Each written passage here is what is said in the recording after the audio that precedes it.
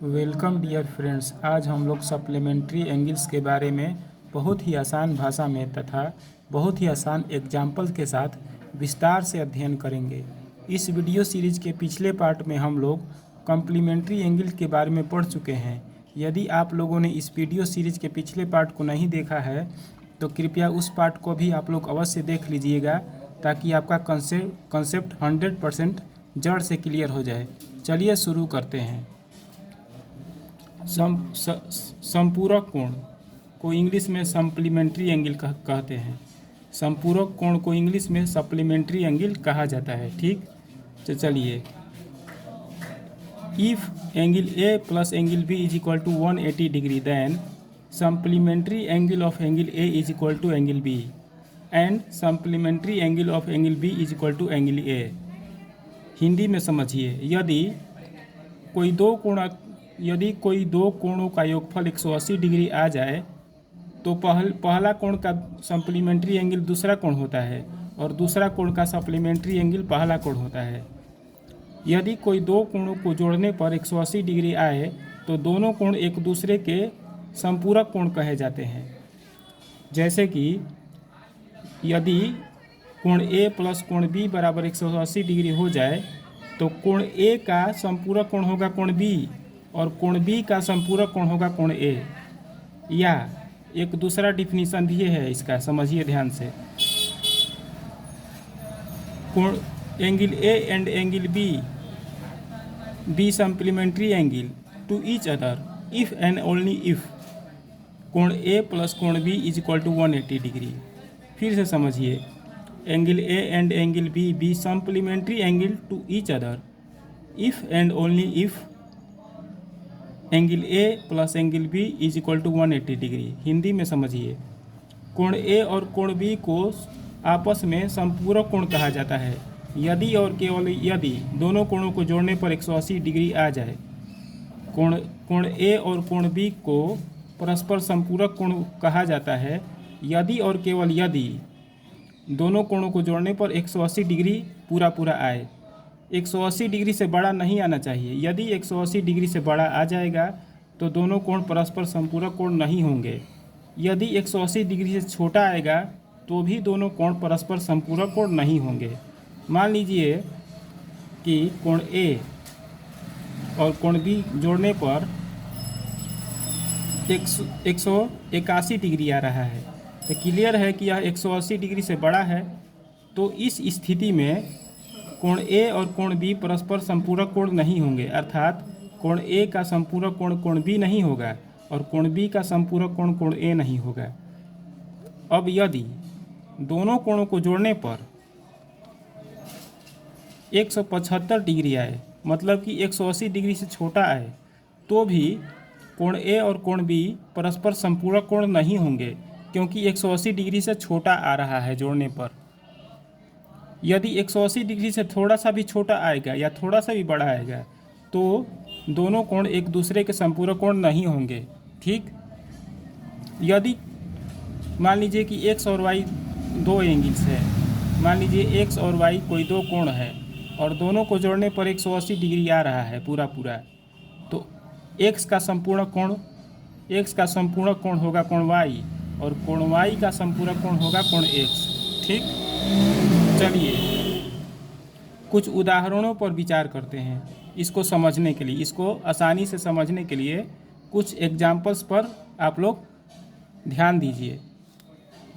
Supplementary angle of angle 110 degree, कोण 110 degree का संपूर्ण कोण कितना होगा? यदि आप इसे कोई पूछेगा तो कैसे मालूम करिएगा?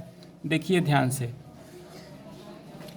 आप लोगों ने कॉन्सेप्ट अभी पढ़ा है कि यदि कोई दो कोणों को जोड़ने पर 180 डिग्री आए तो दोनों कोण एक दूसरे के सप्लीमेंट्री एंगल कहे जाते हैं।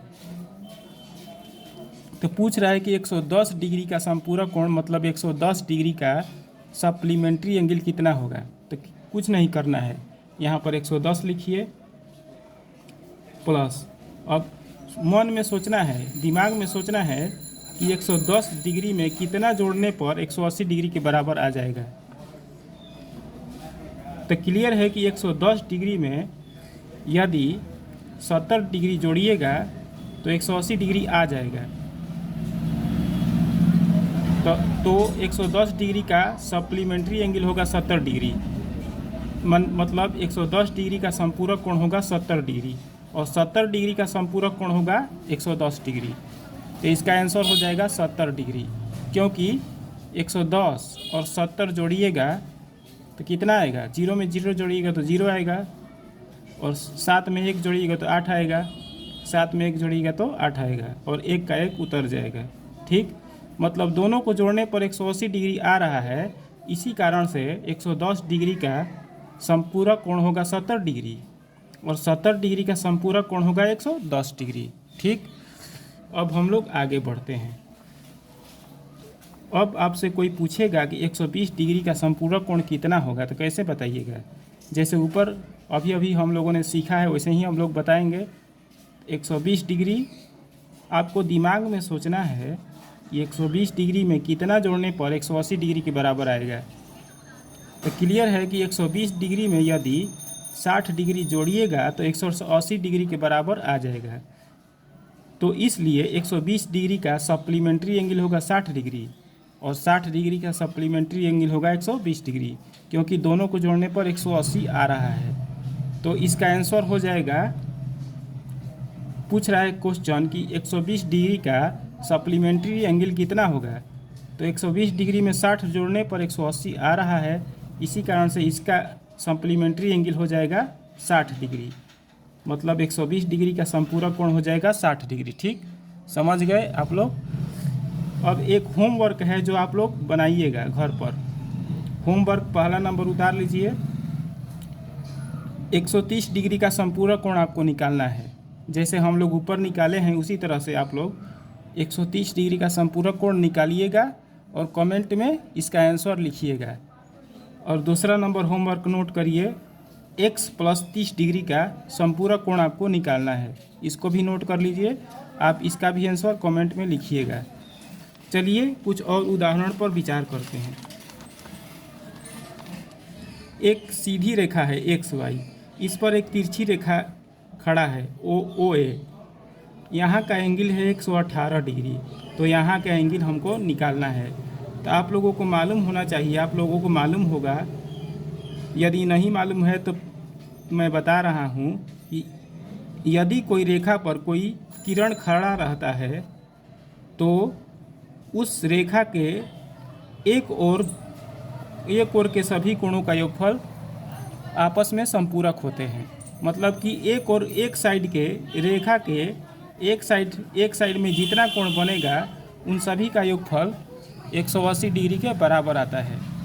मान लीजिए कि इसको x हम लोग मान लेते हैं, जो निकालना है, जो एंगल हमको निकालना है उसको हम लोग x मान लेते हैं। तो दोनों को यदि जोड़िएगा, यहाँ पर 118 है तो 118 लिखेंगे हम लोग, यहाँ पर हम लोगों ने x माना है तो x लिखेंगे। तो दोनों को जोड़िएगा तो 180 डिग्री के बराबर आएगा, क्योंकि रेखा के एक ओर का एंगल है। तो 118 इधर आ जाएगा तो घट जाएगा 180 में से, 180 माइनस 118 घटेगा तो कितना आ जाएगा, 10 में से 8 जाएगा 2, 7 में से 1 जाएगा 6, और यह दोनों कैंसिल हो जाएगा, मतलब 62 डिग्री आएगा। कितना आएगा, 62 डिग्री आएगा। ठीक, मतलब x का मान आ जाएगा 62 डिग्री, क्योंकि 62 और 118 जोड़िएगा तो 180 डिग्री आ जाएगा। मतलब कि ये दोनों एंगल आपस में संपूरक कोण होते हैं, क्योंकि रेखा के एक साइड बन रहे हैं। इसी प्रकार से इस क्वेश्चन को ध्यान से समझिए। यह क्वेश्चन भी उसी तरह का क्वेश्चन है। यह क्वेश्चन भी जितना एंगल्स ऊपर बन रहे हैं वो सभी लाइन के एक साइड के एंगल्स हैं। तो सभी को जोड़ने पर 180 डिग्री आएंगे, क्योंकि सभी परस्पर संपूरक होते हैं। मतलब सभी को जोड़ने पर 180 डिग्री आता है। तो x, यहाँ पर x है तो x लिखेंगे हम लोग, यहाँ पर 2x है तो 2x लिखेंगे, और यहाँ पर 3x है तो 3x लिखेंगे। सभी को जोड़ने पर 180 डिग्री आएगा, क्योंकि लाइन के एक साइड के एंगल्स सारे हैं। तो 3x और 2x 5x हो जाएगा, 5x और x 6x हो जाएगा बराबर 180 डिग्री। x का हम लोगों को मान निकालना है तो 6 से कटा देंगे 180 को, 30 बार में कट जाएगा, मतलब x का मान आ गया 30, x का मान आ गया 30 डिग्री। x का मान हम लोगों ने निकाल लिया है। ठीक, अब आगे बढ़ते हैं। यह आप लोगों के लिए होमवर्क है, इसको कॉपी पर नोट कर लीजिए और इसका आंसर कमेंट में लिखिएगा।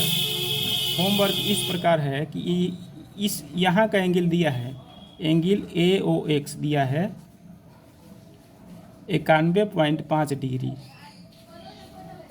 एंगल AOX कितना दिया है? 91.5 डिग्री। तो आपको निकालना है एंगल AOY। इसका आंसर भी कमेंट में लिखिएगा। ठीक, इसको भी होमवर्क में नोट कर लीजिए, इसको भी बनाइएगा घर पर और कमेंट में आंसर इसका लिखिएगा। यदि आपका आंसर सही रहेगा तो ठीक है, और अगर आपका आंसर गलत रहेगा तो मैं इसी पर आधारित एक और वीडियो बनाऊंगा। अतः इसका आंसर आप लोग कमेंट में ज़रूर लिखिएगा इसको बनाकर। यहाँ का एंगल दिया है, मतलब कि यहाँ का जो AOX एंगल है वह 5x है और जो AOY एंगल है वो 7x है। तो आपको पहले x का मान निकालना है, उसके बाद एंगल AOX निकालना है, तो अब एंगल AOY निकालना है। इसको भी बनाकर इसका आंसर कमेंट में ज़रूर लिखिएगा। ठीक, अब कुछ अन्य नोट्स के बारे में विचार करते हैं, इसको भी कॉपी पर नोट कर लीजिए। बहुत ही इम्पोर्टेंट नोट्स हैं ये सब, इसको कॉपी पर नोट करके याद कर लीजिए, क्योंकि ये ज्योमेट्री में हर जगह काम करते हैं, हर जगह इसका यूज होता है ज्योमेट्री में। ज़रूर इसको उतारिएगा कॉपी पर। ठीक, चलिए पहला नोट है आपका, इसको उतारिएगा। पहला नोट है supplementary angle of angle theta is equal to 180 degree minus theta. कोण थीटा का संपूरक कोण होता है 180 डिग्री माइनस थीटा। ठीक, इसको उतार लीजिए। Supplementary angle of theta is equal to 180 degree minus theta, अर्थात एंगल थीटा का संपूरक कोण होता है 180 डिग्री माइनस थीटा। कोई आपसे पूछेगा कि कोण थीटा का संपूर्ण कोण कितना होगा, तो कहिएगा आंसर में 180 डिग्री माइनस थीटा। अब दूसरा नंबर नोट करिए। कोई आपसे पूछेगा कि 180 डिग्री माइनस थीटा का संपूरक कोण कितना होगा, तो आंसर में कहिएगा केवल थीटा। 180 डिग्री माइनस थीटा का संपूरक कोण होगा केवल थीटा। ठीक, अब एक एग्जाम्पल बना लेते हैं समझने के लिए। 140 डिग्री का संपूर्ण कोण कितना होगा, तो कोई कुछ नहीं करना है। 140 डिग्री का संपूर्ण कोण पूछ रहा है, तो 180 डिग्री में से कितना घटाना है? 140 डिग्री घटा देना है, आंसर आ जाएगा। तो कितना आएगा? 40 डिग्री आ जाएगा। मतलब 140 डिग्री का संपूर्ण कोण हो जाएगा 40 डिग्री। इसी प्रकार से इसको आप लोग घर पर बनाइएगा, होमवर्क में नोट कर लीजिए और इसका आंसर भी कमेंट में ज़रूर लिखिएगा, क्योंकि आपके कमेंट को देखते हुए हम नए नए वीडियो बनाते रहते हैं। इसका आंसर ज़रूर कमेंट में लिखिएगा। अब एक हाइट एंड डिस्टेंस, अब एक application of trigonometry class 10th से हाइट एंड डिस्टेंस पर आधारित क्वेश्चन, एप्लीकेशन ऑफ ट्रिगोनोमेट्री पर आधारित एक क्वेश्चन बना लेते हैं। इसका फिगर यहाँ पर दिया है। फिगर में कुछ हमको इन्फॉर्मेशन फिगर में दिए गए हैं, उसके आधार पर हम लोग इस क्वेश्चन को सॉल्व करेंगे। ध्यान से समझिए। फिगर में दिया है AB निकालना है हमको। फिगर में AB एक खंभा है, मान AB एक क्या है? खंभा है। हमको खंभे की लंबाई निकालना है। खंभे की लंबाई को हम लोग x मान लेते हैं। ठीक, x मीटर मान लेते हैं। और किस भूमि पर किसी बिंदु से खंभे की दूरी दिया है 7 मीटर। मान लीजिए C बिंदु जो है भूमि पर स्थित कोई बिंदु है और उस बिंदु से खंभे की दूरी है 7 मीटर, तो इसको 7 मान लीजिए। BC को 7 दिया है। और कोण ACD angle A C D मतलब बाहर वाला जो कोण है, जो अधिक कोण है, जो ऑब्ट्यूस एंगल है, उसका मान दिया है 135 डिग्री। तो हमको खंभे की लंबाई निकालना है। पहले हमको यहाँ का एंगल निकालना पड़ेगा। तो हाइट एंड डिस्टेंस का प्रॉपर्टी यूज करके हम लोग एक्स का मान आसानी से निकाल लेंगे। तो यहाँ का एंगल निकालने के लिए संपूरक कोण का कंसेप्ट हमको यूज करना पड़ेगा, जो हम लोगों ने अभी पढ़ा है। हम लोग अभी पढ़े हैं कि यदि कोई रेखा पर कोई तिरछी रेखा स्थित रहती है तो उसके एक और के साइड में जितने एंगल बनते हैं उन सभी एंगल्स को जोड़ने पर 180 डिग्री आता है। तो एंगल थीटा और 135 को जोड़िएगा तो रैखिक कोण से दोनों का योगफल 180 डिग्री आ जाएगा। तो थीटा और 135 डिग्री को हम लोग जोड़ेंगे तो 180 डिग्री आ जाएगा। ठीक, और थीटा का मान निकल जाएगा आसानी से। 180 डिग्री में से 135 डिग्री हम लोग घटा देंगे। कितना आएगा? 10 में से 5 जाएगा 5, और यह 7 हो जाएगा। 7 में से 3 जाएगा 4। 45 डिग्री थीटा का मान आ गया। थीटा का मान आ गया 45 डिग्री। ठीक, अब हाइट एंड डिस्टेंस के प्रॉपर्टी यूज करेंगे हम लोग, और आसानी से हम लोग खंभे की लंबाई निकाल लेंगे। तो इस एंगल के लिए एक्स हो जाएगा लंब और बीसी हो जाएगा आधार। जो एंगल थीटा बन रहा है उस एंगल के लिए उसके सामने वाला हो जाएगा परपेंडिकुलर, मतलब एक एक्स हो जाएगा परपेंडिकुलर, और बीसी जो बेस है वह हो जाएगा बेस। ठीक, तो हम लोग परपेंडिकुलर निकालना है और बेस दिया है, तो हम लोग क्लियर है कि tan का यूज करेंगे। तो triangle, right angle triangle ABC में, समकोण त्रिभुज ABC में, क्योंकि यहाँ पर 90 डिग्री बन रहा है, तो समकोण त्रिभुज ABC में tan थीटा का क्या सूत्र होता है? लंब बटा आधार। तो लंब है x बटा बेस है 7, x बटा 7 हो जाएगा। थीटा का मान हम लोगों ने निकाला है 45 डिग्री, हम लोग निकाल चुके हैं। तो यहाँ पर लिख देंगे 45 degree is equal to x/7। ठीक, कोई दिक्कत नहीं। अब आगे बढ़िए। अब 45 डिग्री का मान होता है 1 is equal to x/7। Cross multiplication करेंगे, x में 1 से गुणा करेंगे तो x हो जाएगा। x में 1 से गुणा करेंगे तो कितना हो जाएगा? x में 1 से करेंगे तो x हो जाएगा, और 7 में 1 से करेंगे तो 7 हो जाएगा। मतलब खंभे की लंबाई है 7 मीटर। x का मान हम लोगों ने निकाल दिया, मतलब खंभे की लंबाई निकल गया 7 मीटर। आज के वीडियो में इतना ही। आज हम लोग इतना ही रहने देते हैं। यदि आज का वीडियो आपको अच्छा लगा तो इसे लाइक और शेयर ज़रूर करिएगा, और यदि कोई सुझाव हो या क्लास 10 से रिलेटेड आपको कोई क्वेश्चन पूछना हो या किसी कंसेप्ट के बारे में समझना हो या कोई डाउट हो तो कमेंट सेक्शन में ज़रूर लिखिएगा। यदि आप चाहते हैं कि ऐसे ही मैथ से रिलेटेड वीडियो, क्लास 10 के मैथ से रिलेटेड वीडियो नित्य प्रतिदिन आपके पास आते रहे बिना किसी रुकावट के, हमारे वीडियो का नोटिफिकेशन आपके पास आते रहें, तो हमारे चैनल को ज़रूर सब्सक्राइब करिएगा। धन्यवाद।